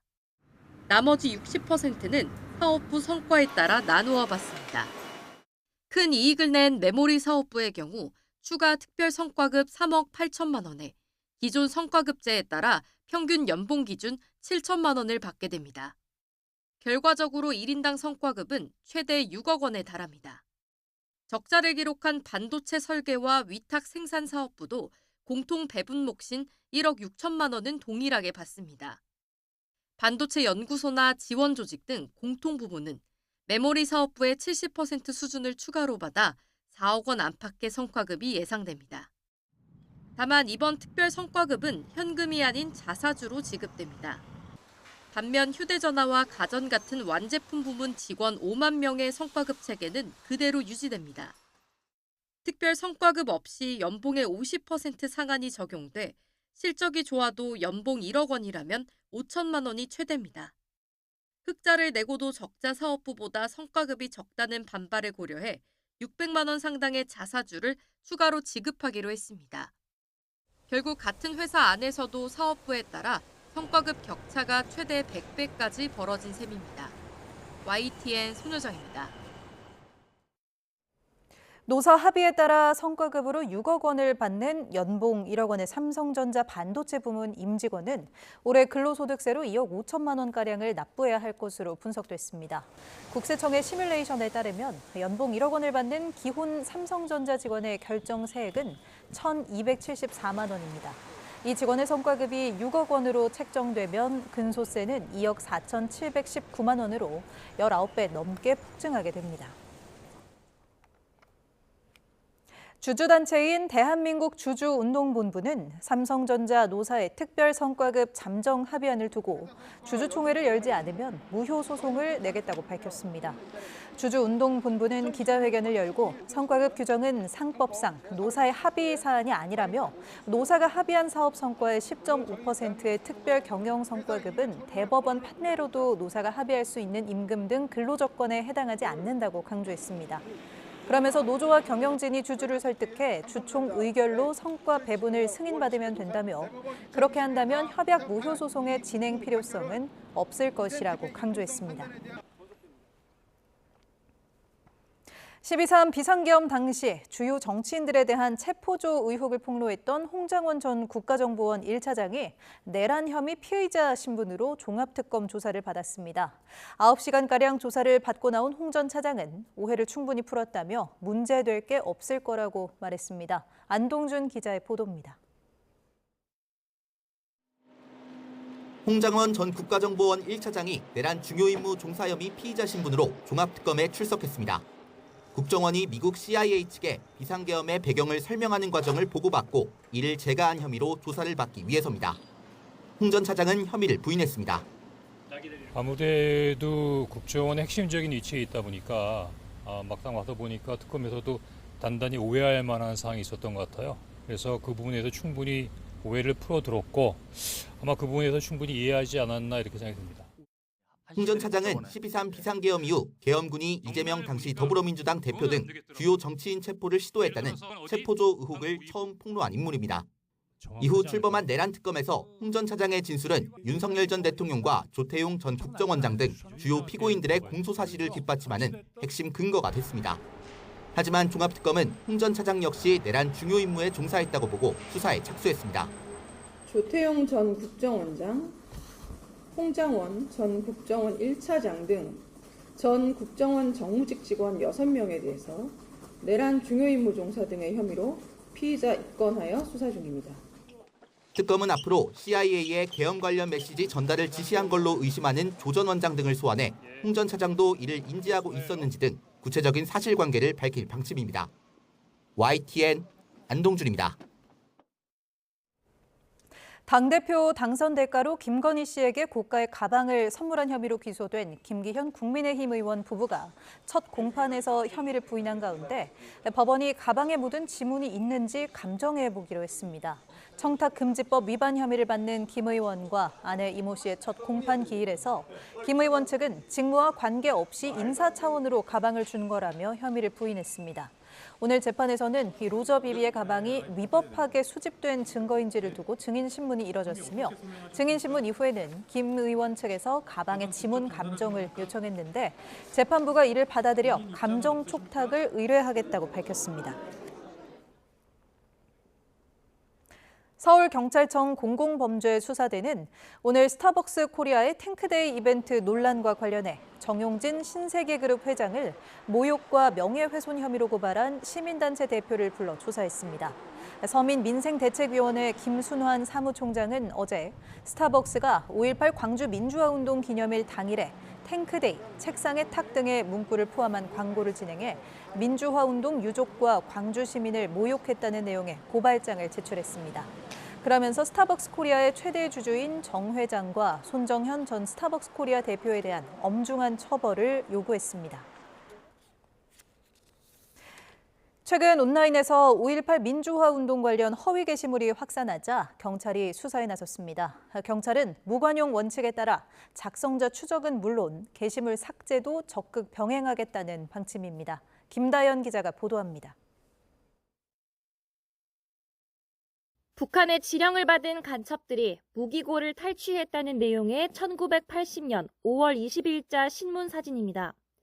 당시엔 존재하지도 않던 신문사의 제호를 사칭해 만든 가짜입니다. 5.18은 폭동이라는 취지의 글도 온라인 커뮤니티 곳곳에서 찾아볼 수 있습니다. 최근 역사 왜곡 논란이 불거진 스타벅스 코리아의 탱크데이 행사 이후 5.18 민주화 운동에 대한 허위 정보 유포 우려가 커지자 경찰이 무관용 원칙을 내세웠습니다. 경찰청은 언론 공지를 통해 5.18은 폭동이라는 글과 생성형 AI를 이용한 것으로 보이는 가짜 신문 형태의 게시물 작성자를 추적하고 있다고 밝혔습니다. 관련 유죄 판례가 여럿 있다는 점도 강조했는데 현행법은 5.18 관련 사실을 왜곡해 희생자나 피해자, 유족의 명예를 훼손할 경우 5년 이하 징역이나 5천만 원 이하 벌금에 처하도록 규정하고 있습니다. 실제로 5.18을 북한의 폭동이라고 주장하고 광주 시민을 비방한 지만원 씨는 지난 2023년 대법원에서 징역 2년을 확정받기도 했습니다. 경찰은 허위사실 유포는 물론 단순 공유에 대해서도 엄정히 수사하고 게시글 삭제 차단 조처도 신속하게 진행한다는 계획입니다. YTN 김다연입니다. 공식 선거운동 이틀째 거대 양당 대표는 격전지를, 원내대표는 불안한 텃밭을 훑으면서 투트랙 지원 유세에 나섰습니다. 민주당은 예산 지원을 언급하며 정부 여당 프리미엄을 강조했고 국민의힘은 민주당의 갑질과 내로남불을 심판해달라고 목소리를 높였습니다. 양동훈 기자입니다. 더불어민주당 정청래 대표는 새벽같이 충북 청주와 충주를 찍고 곧장 강원도 동해안으로 달려갔습니다. 강릉부터 충북, 호남을 연결하는 강호축 철도망 구축을 전폭 지원하겠다며 공약 실천 TF로 뒷받침하겠다고 약속했습니다. 명칭 6.3 지방선거 충북 공약 실천단. 요거는 제가 사인하면 바로 이 즉시 가동이 됩니다. 국민의힘 장동혁 대표는 여의도 선대위 회의에서 삼성전자 협상에 민노총 장관을 보내 노조 뜻대로 조폭 방식의 합의를 끌어냈다며 이재명 정부를 비판했습니다. 경기 남부 지원 유세에서도 민주당 후보들의 갑질과 사생활 등을 까발리며 기울어진 대한민국을 바로잡기 위해 국민의힘에 힘을 실어달라고 강조했습니다. 마음 편히 떠날 수 있도록 한 표도 줘서는 안 됩니다. 민주당의 갑질과 내로남불 이번 선거에서 확실하게 심판해야 합니다. 양당 원내대표들은 불안한 텃밭으로 향했습니다. 민주당 한병도 원내대표는 무소속 김관영 후보 새머리가 거센 전북을, 국민의힘 송원석 원내대표는 진보 단일화로 승리를 장담하기 어려워진 울산을 각각 찾았습니다. 한국갤럽 여론조사에서 정당 지지도는 민주당 45%, 국민의힘 22%를 각각 기록했고 개혁신당과 조국혁신당이 뒤를 이었습니다. 오는 6월 3일 지방선거에서 여당 후보가 많이 당선돼야 한다는 응답은 46%, 야당 후보가 많이 당선돼야 한다는 응답은 33%, 모름, 무응답은 21%로 집계됐습니다. 드러난 여론조사로는 민주당이 우세해 보이지만 그 격차는 좁혀지는 추세입니다.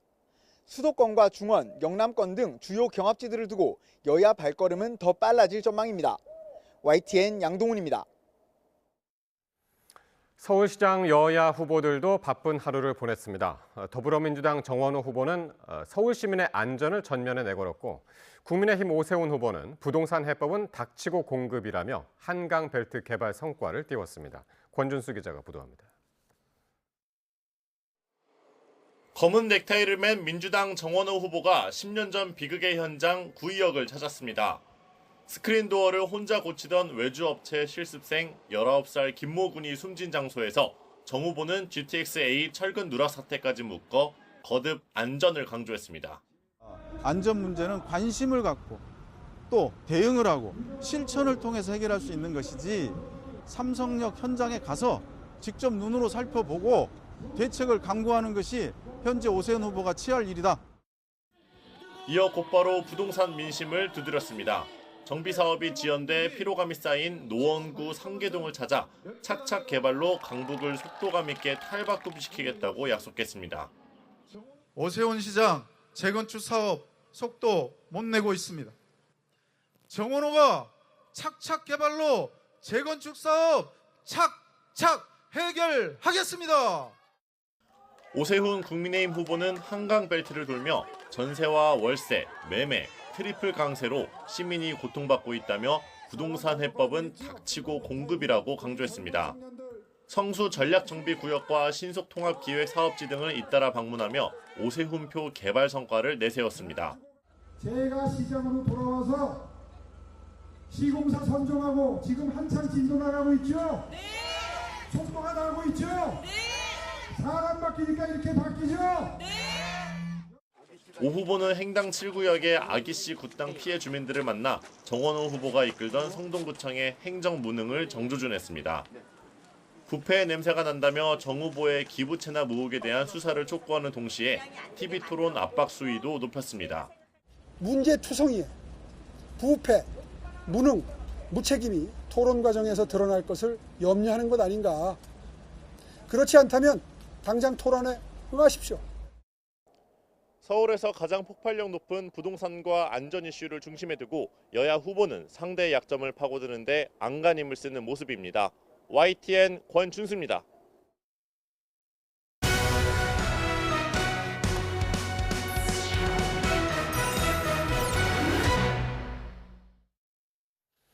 핫플레이스로 불리는 가장 뜨거운 지역구 중에 하나죠. 경기 평택을의 주요 후보를 YTN이 만났습니다.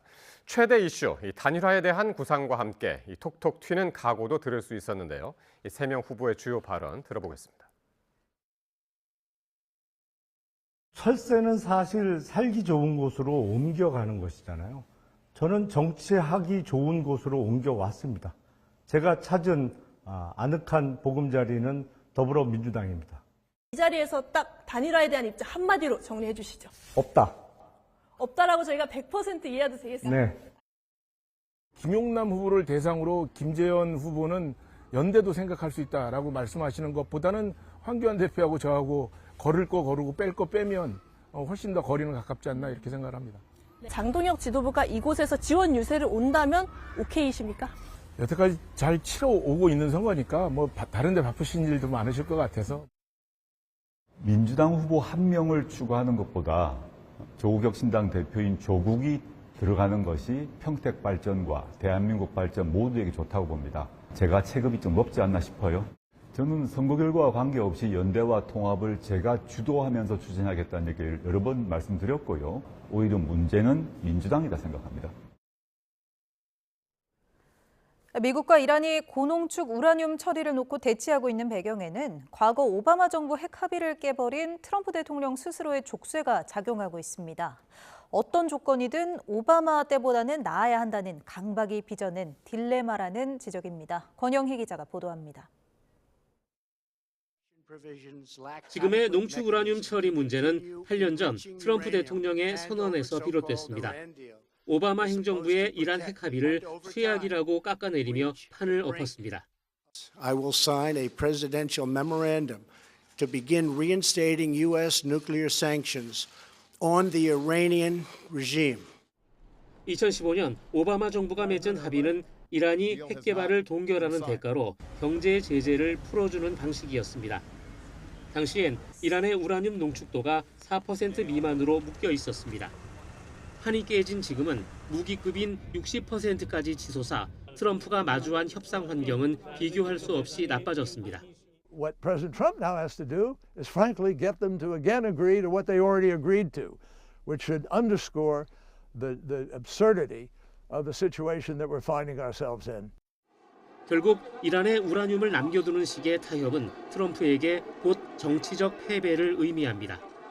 어떻게든 오바마보다 나은 성과를 증명해야 하기에 우라늄을 미국이 직접 확보해 파괴하겠다는 초강수를 둘 수밖에 없습니다.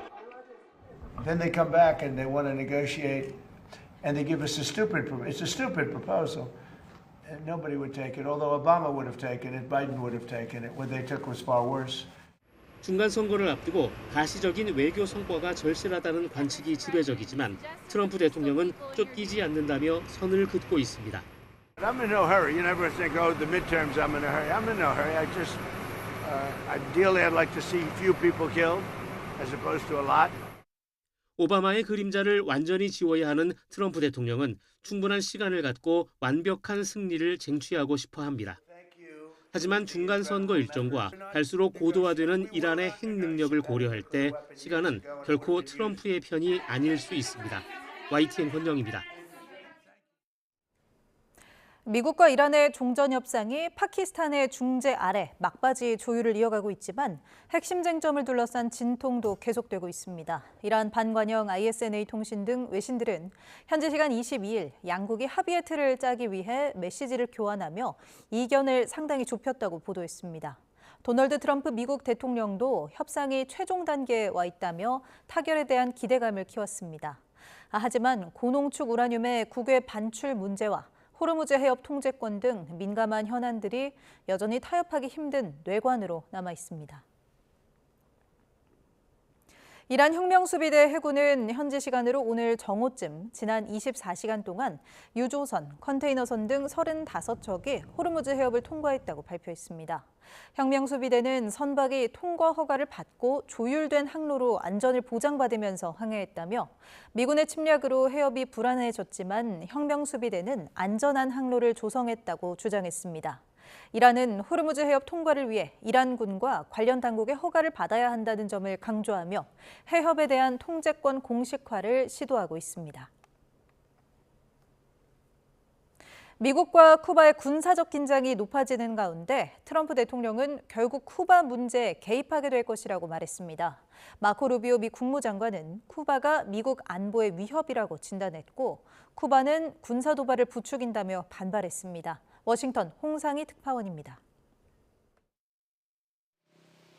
라울 카스트로 전 쿠바 대통령 기소에 이어 카리브해에 항공모함 전단을 배치하며 압박 수위를 높이고 있는 트럼프 대통령은 쿠바는 실패한 국가라고 비난했습니다. 쿠바 앞바다에 항모를 배치한 건 위협하려는 게 아니라면서도 결국 자신이 쿠바 문제를 해결하게 될 거라고 말했습니다. Other presidents have looked at this for 50, 60 years doing something, and it looks like I'll be the one that does it, so would be happy to. 마코 루비오 미 국무장관은 트럼프 대통령이 평화적 협상을 선호하지만 쿠바와 그런 일이 일어날 가능성은 크지 않다고 밝혔습니다. 그러면서 쿠바는 테러 지원국이자 항상 미국 국가안보에 위협이었다고 목소리를 높였습니다. Cuba not only has weapons that they've acquired from Russia and China over the years, but they also host Russia and Chinese intelligence presence in their country. Cuba has always posed a national security threat to the United States. 쿠바는 강하게 반발했습니다.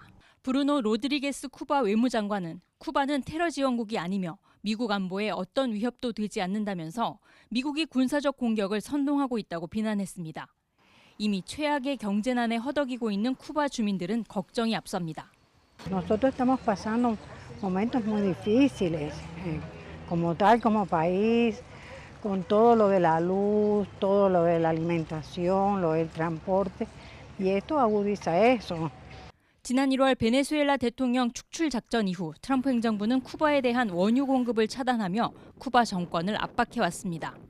트럼프 대통령이 지금 쿠바를 정조준하고 나선 건 서방구에서 미국의 패권을 재정립하고 이란 전쟁 장기화로 실추된 명예를 회복하기 위한 의도라는 분석도 나오고 있습니다. 워싱턴에서 YTN 홍상입니다. 올 여름도 더위와 호우가 심상치 않을 것으로 보입니다. 당장 6월부터 이상 고온 현상이 나타날 가능성이 크고 장마철 강수량도 평년보다 많을 것이라는 전망이 나왔습니다. 김민경 기자가 보도합니다. 여름 더위를 키우는 바다가 벌써 빨갛게 달아오르고 있습니다. 북인도양과 북태평양의 해수면 온도가 평년보다 높은 상태를 이어가고 있는 겁니다. 기상청은 이런 고수온이 우리나라 주변의 더운 공기 흐름을 강화해 올여름 기온을 끌어올릴 걸로 분석했습니다. 높은 열 용량과 평년보다 강한 난류의 영향으로 해수면 온도가 높은 상태로 유지될 것으로 좀 전망을 했고요. 올여름철 기온은 평년보다 높겠습니다.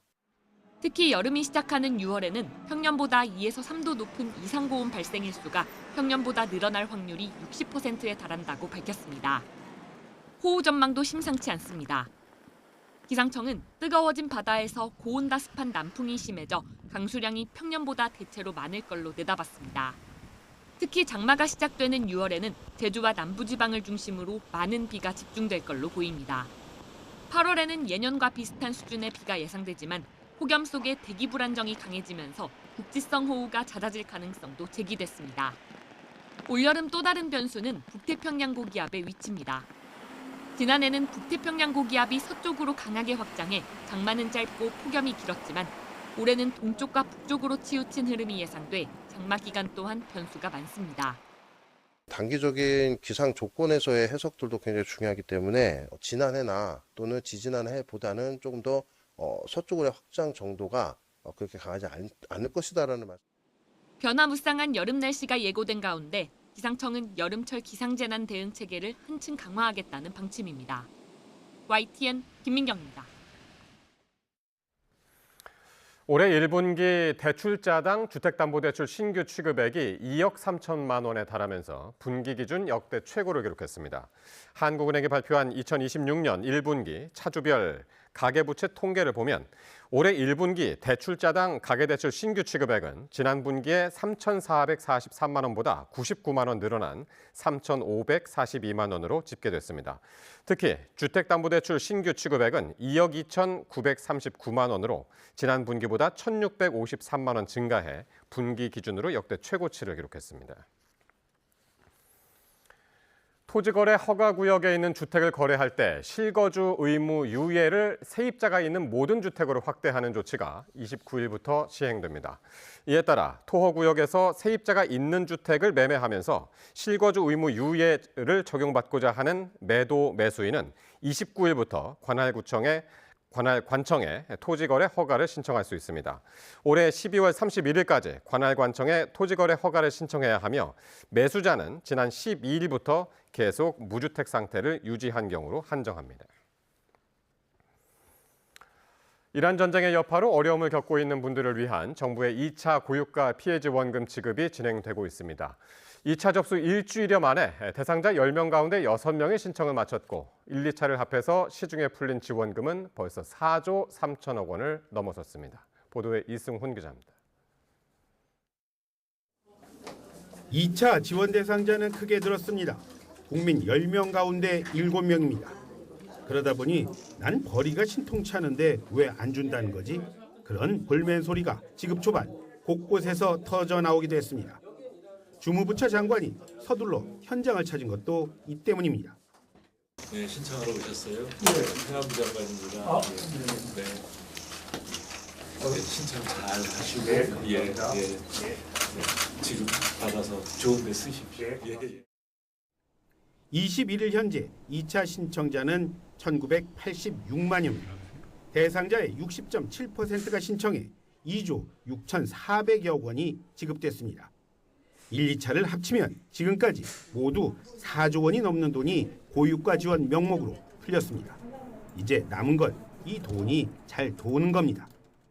그걸 써주시는 게 우리 경제를 살리고 우리 이웃의 생활을 안정시키는 그런 방법이기 때문에 꼭 한 분도 빠짐없이 신청하시고. 2차 신청은 7월 3일까지입니다. 적게는 10만 원에서 많게는 25만 원까지 받을 수 있는데 전국의 소상공인 업장과 주유소 등에서 오는 8월 31일까지만 사용 가능합니다. YTN 이승훈입니다. 이재명 대통령이 김승용 소방청장에 대한 감찰을 지시했습니다. 청와대는 오늘 이 대통령이 김 청장 관련 진상을 즉각 확인하도록 해 감찰에 착수했다고 밝혔습니다. 구체적인 김 청장의 비위 의혹은 밝히지 않았지만 공직기강 확립 차원에서 곧바로 감찰까지 이루어진 걸로 전해졌습니다. 아프리카 민주 콩고에서 최근 발생한 에볼라가 수백 킬로미터 떨어진 지역까지 급속히 퍼지면서 국제사회 비상이 걸렸습니다. 국경을 맞댄 우간다는 바이러스 유입을 막기 위해 항공 운항을 중단했고 인도에서 열릴 예정이었던 인도 아프리카 정상회의도 연기됐습니다. 신웅진 기자의 보도입니다. 지난 15일 발병을 선언한 민주 콩고에서 에볼라가 빠르게 확산하고 있습니다. 그 사이 진원지인 이투리주에서 수백 킬로미터 떨어진 반군 지역 남키부주까지 퍼진 것으로 확인된 것입니다. Conformément aux dispositions légales et réglementaires en matière de la santé publique, je déclare officiellement l'apparition de l'épidémie de la maladie à virus Ebola MVE dans la province du Sud Kivu, précisément dans la zone de santé de Miti-Mouressa. 이웃 우간다는 수도 캄팔라에서 사망한 민주 콩고인 남성 한 명이 에볼라로 확인되면서 국경선을 따라 검사와 치료 역량을 집중하고 있습니다. We have about 65 contacts who are being quarantined in isolation centers, and 9 of them had developed symptoms, but they have all tested negative. 우간다는 에볼라 유입을 막기 위해 민주 콩고로 오가는 항공편을 48시간 동안 멈추고 페리 여객과 국경 버스 운송은 4주간 중단했습니다. 에볼라 확산 여파로 오는 28일부터 인도 수도 뉴델리에서 11년 만에 열릴 예정이었던 인도 아프리카 정상회의도 개막 일주일을 앞두고 연기됐습니다. 현지 시간 21일 현재 민주 콩고에서 에볼라 의심 사례는 670건에 관련 사망자는 160명으로 파악됐습니다. 민주 콩고 정부가 바이러스 확산 방지를 위해 장례 절차를 통제하자 반발하는 주민들이 불을 지르며 경찰과 충돌하는 등 사회가 극심한 혼란에 빠졌습니다. 민주 콩고에서는 1976년 이후 에볼라가 17번 창궐했는데 이번에는 약 5개월 만입니다. 현재 유행하는 것은 분디부기호 변종 바이러스로 백신은 아직 없고 치사율은 약 30에서 50%에 이릅니다. YTN 신웅진입니다. 미국에서는 이번 달이 졸업 시즌인데요. 올해 졸업식에선 이 인공지능을 옹호하는 명사들에게 학생들의 야유가 쏟아지고 있습니다. AI로 인한 청년들의 고용 불안감이 현실화하면서 노골적인 반감이 드러나고 있다는 분석입니다. 권준기 기자가 보도합니다. 미국 애리조나대 졸업식 단상에 오른 에릭 슈미트 전 구글 CEO. 인공지능이 가져올 장밋빛 미래를 제시하자 학생들의 야유가 쏟아집니다. Person of the year for 2025. And this time it was the architects of artificial intelligence. Interesting.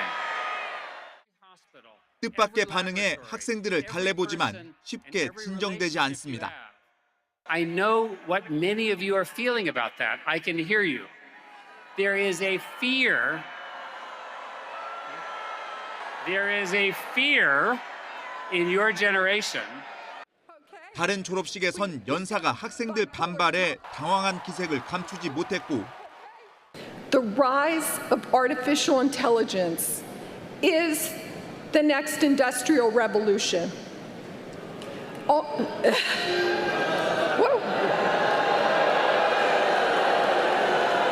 happened? Okay, I struck a chord. 테일러 스위프트를 발굴한 음반 제작자도 야유를 피해가지 못했습니다. AI is rewriting production as we sit here. I know it. Deal with it. Like I said, it's a tool. 인공지능 도입으로 빅테크의 감원바람이 이어지고 신규 채용도 줄어들면서 학생들의 반감이 커지고 있는 겁니다. 최근 여론조사에서는 젊은 층의 AI에 대한 부정적 감정이 긍정적 인식을 압도한 것으로 나타났습니다. As much as half of white-collar jobs may disappear, according to the founder of one of these companies. I mean, hey, kids, you should adapt to this. It's like saying you should adapt to some sort of pestilence or. 최근엔 로봇이 인간과 택배 분류 작업을 놓고 대등한 경쟁을 벌이고 무거운 냉장고도 척척 운반하면서 블루칼라 노동시장도 신기술 위협에서 자유로울 수 없다는 인식이 확산하고 있습니다. YTN 권중기입니다. 인공지능 도입으로 인한 법조계의 영향을 살펴보는 기획 보도입니다. 이번에는 사법부에서 어떻게 인공지능 활용 준비를 하고 있는지를 살펴봅니다. 법원은 이미 자체 인공지능 모델을 개발하고 있고 검찰도 밑작업에 착수했습니다. 이준엽 기자가 돌아봤습니다. 사법기관은 외부인들과 공유하는 상용 인공지능 서비스를 쓸 수 없습니다. 자칫 피의자의 신상이나 수사기밀이 학습 데이터로 빨려 들어갈 경우 돌이킬 수 없는 인권 침해로 이어질 수 있다는 우려 때문입니다. 이에 법원은 이미 자체의 재판 지원 인공지능 시스템을 개발해 지난 2월부터 시범 운영하고 있습니다. 검색어를 고민할 필요 없이 일상적인 언어로 질문하면 인공지능이 의도를 파악해 법원의 장대한 판례 가운데 가장 적합한 내용을 찾아줍니다. 현재는 판례 검색 수준이지만 161억 원이 투입되는 사업이 마무리되는 2028년쯤에는 더욱 고도화됩니다. 재판 자료의 핵심 쟁점 분석은 물론 새로운 사건에 대한 검토 보고서까지 인공지능이 직접 작성할 수 있도록 할 계획입니다. 사용자가 AI 연구원과 대화를 하면서 관련된 법률 정보를 쉽고 빠르게 찾고 또 리서치 역시 AI의 도움을 받아서 쉽게 할 수 있도록 하는 데 중점을 두었습니다. 법원은 이에 더해 어떻게 하면 인공지능을 잘 활용할 수 있는지, 주의할 점은 무엇인지 실제 사용 사례를 담아 설명한 200쪽 넘는 안내책자도 만들어 배포했습니다. 준사법기관으로 불리는 검찰도 올해부터 자체 인공지능 준비에 착수했습니다. 검찰 자체 저장소에 있는 자료를 기반으로 지능형 법률 검색을 지원하고 대용량 기록은 요약하면서 쟁점을 추출해주는 기능 등이 포함될 예정인데 향후 공소장을 비롯한 보고서 초안 작성까지 지원하는 게 목표입니다. 검찰은 차세대 형사사법 정보 시스템 도입과 함께 자체 인공지능의 연료가 될 자료의 전산화에도 힘을 쏟고 있습니다. YTN 이준엽입니다. 위고비와 마운자로 등 GLP-1 계열의 비만 당뇨병 치료제가 암 환자 치료 효과를 개선하고 발병률을 낮출 수 있다는 연구 결과가 나왔습니다. 월스트리트 저널은 초기 암 환자 만여 명을 추적한 결과 해당 약물 복용군에서 암 전이 확률이 대조군보다 눈에 띄게 낮았다고 보도했습니다. 특히 폐암과 유방암 환자의 경우 질병이 진행성으로 악화하는 비율이 대조군의 절반 미만으로 뚝 떨어졌습니다. 소화기관인 장이 영양 결핍 상태를 감지하고 뇌에 신호를 보내 무엇을 먹을지 결정하는 핵심 원리가 규명됐습니다. 장과 뇌가 유기적으로 연결돼 협력하는 건데 앞으로 비만과 대사질환 연구에 도움이 될 것으로 기대됩니다. 보도에 이성규 기자입니다. 우리 몸에서 음식물을 소화하는 장. 단순한 소화기관을 넘어 뇌와 다양한 정보를 주고받으며 식욕과 혈당, 면역 등을 조절합니다. 하지만 장에서 만들어진 신호가 어떻게 뇌에 전달돼 무엇을 먹을지를 결정하는지는 명확히 밝혀지지 않았습니다. 국내 연구진은 초파리 실험을 통해 영양 결핍에 대응하는 장과 뇌의 반응이 빠른 신경망과 느린 호르몬의 협력이라는 점을 규명했습니다. 우선 장의 상피세포가 음식 속에 단백질이 부족하다는 신호를 감지하면 장내 신경회로를 통해 빠르게 뇌에 신호를 보내 즉각 단백질 섭취를 유도합니다. 이어 장에서 분비되는 호르몬 CNMA가 순환계를 타고 느리게 뇌에 도달해 단백질 선호를 유지하도록 돕습니다. 이 호르몬은 뇌의 단백질 섭취를 촉진하는 동시에 탄수화물 섭취도 억제해 몸의 영양 균형에 맞춰 장과 뇌가 스스로 식단을 조정하게 됩니다. 연구진은 앞으로 표류로 연구를 확대하고 비만과 대사질환 연구 등에 응용할 계획입니다. 이번 연구에서 초파리에서 기초 기전을 밝혔으니 인간, 표류나 생쥐에서 소위 얘기하는 프로틴 헝거 팩터를 밝히고 기전을 규명하려고 합니다. 이번 연구 결과는 세계 최고 권위학 수치 사이언스에 실렸습니다. YTN 사이언스 이성규입니다. 칸 영화제는 세계적인 영화 축제로 불리지만 시민보다 영화 관계자와 취재진 중심으로 운영됩니다. 그렇다면 이곳에 사는 시민들은 이 칸 영화제를 어떻게 바라보고 있을까요? 현지에서 김승환 기자가 들어봤습니다. 카페를 운영하는 이 이탈리아 출신 남성은 칸에 산 지 어느덧 15년이 됐습니다. 영화제 기간엔 평소보다 매출이 40% 이상 오르는 데다 다양한 나라 사람들을 만날 수 있어 1년 중 가장 활기찬 시기라고 말합니다. Mais par rapport à les années passées, la chiffre d'affaires a toujours monté. Même pour le festival, parce que moi j'ai des habitués du festival qui chaque année ils reviennent vers moi. Non, tout va bien, la vie est magnifique. 칸 해변 바로 앞 크레페 가게에서 2개월째 일하는 벨기에 남성 역시 영화제 기간 매출이 2배 이상 뛰었다고 입을 모읍니다. 이 기간 도시 전체 소비가 급증하면서 영화제 특수를 체감하고 있는 겁니다. On voit vraiment la différence du chiffre d'affaires. On voit qu'il y a beaucoup de touristes et beaucoup d'arrivées avec le festival et ça nous aide beaucoup à faire du chiffre à cette période de l'année. 칸시는 지난해 기준 영화제 기간 칸 인구의 3배에 달하는 20만 명이 찾았고 지역 경제 효과는 2억 유로, 우리 돈 약 3,500억 원에 달한다고 밝혔습니다. Moi je trouve que c'est un moment merveilleux. C'est pas tous les jours qu'on peut vivre une chose comme ça. Et du coup, ça permet genre de décompresser et tout. Et puis même, on fait la chasse des célébrités un peu.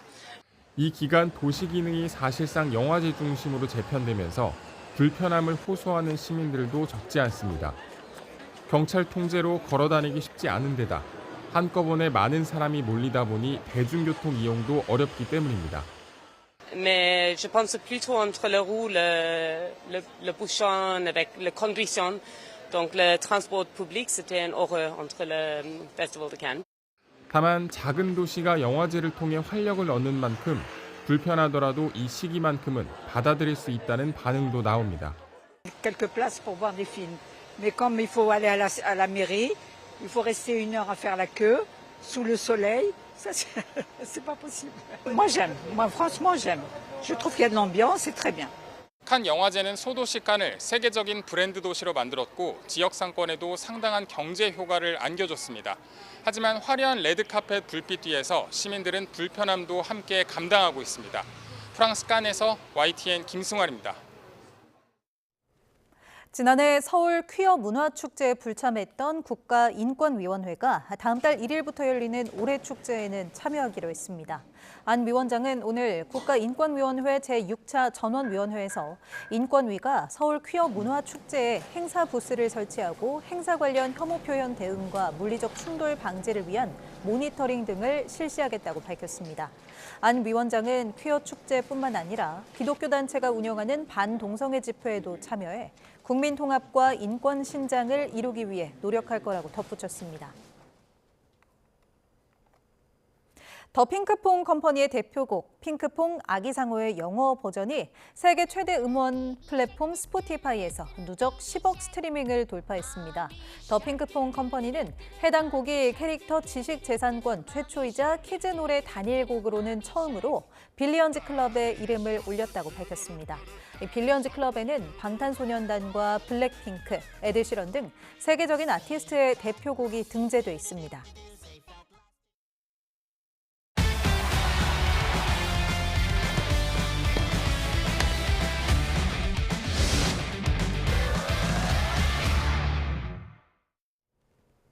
수원FC 위민을 꺾고 결승에 오른 북한 내 고향 여자 축구단이 일본 도쿄 베르디를 꺾고 아시아 여자 클럽 최강자에 오르겠다는 의지를 드러냈습니다.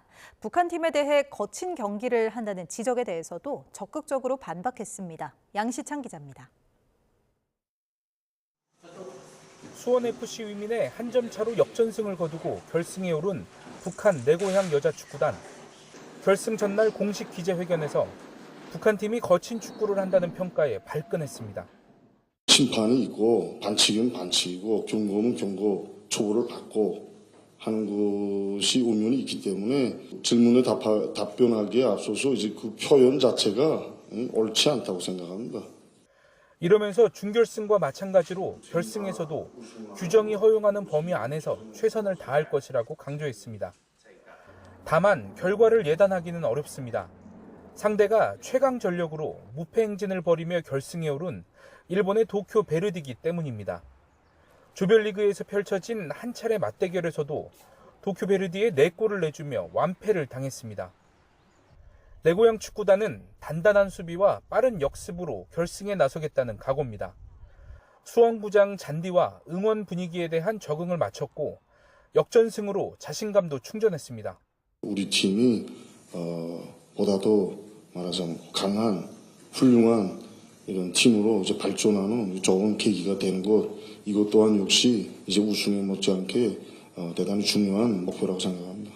이번 경기에서 조선 여성 특유의 강한 정신력과 여러 가지 경기 수법들을 잘 활용하여 반드시 승리자가 되겠습니다.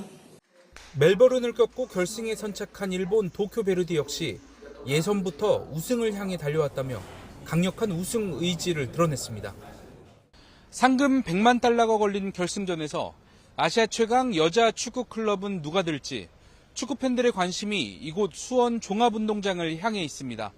YTN 양시창입니다. 프로야구 선두 삼성이 롯데를 7대5로 꺾고 3연승을 달렸습니다.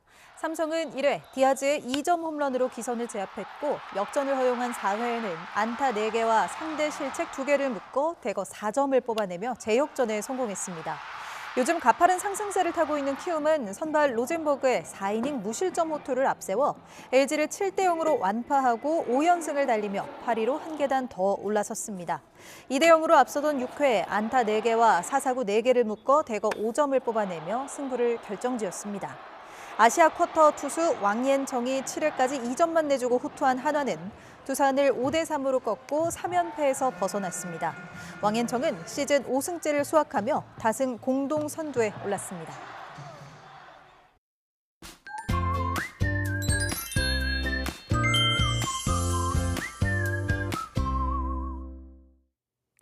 연휴의 첫날인 내일은 다시 구름이 잔뜩 끼겠습니다.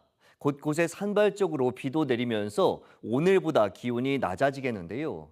서울 낮 기온이 23도, 대구 22도로 예년 기온을 웃돌았던 서쪽 지역도 다시 예년보다 낮아지겠습니다. 비의 양은 많지 않습니다. 영남 해안에는 오전까지, 영동을 제외한 그 밖의 지역에는 오전부터 낮 사이 5mm 미만의 비가 살짝 내리겠는데요.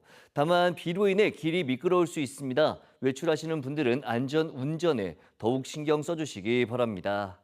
또 동해안에서는 계속해서 너울성 파도가 높게 일겠습니다. 해안가 안전사고에도 유의해 주시기 바랍니다. 내일 아침 기온은 서울 15도, 대전 14도, 대구 14도로 예년과 비슷하거나 조금 낮겠습니다. 낮 기온은 서울 23도, 광주 24도, 부산 21도로 예년보다 2도에서 5도가량 낮겠습니다. 남은 연휴 기간에는 기온이 점점 더 크게 올라 날이 더워지겠고 연휴 마지막 날에는 점차 하늘이 흐려지는 가운데 낮에 제주도를 시작으로 밤사이 전국으로 비가 확대할 전망입니다. 날씨 정보였습니다.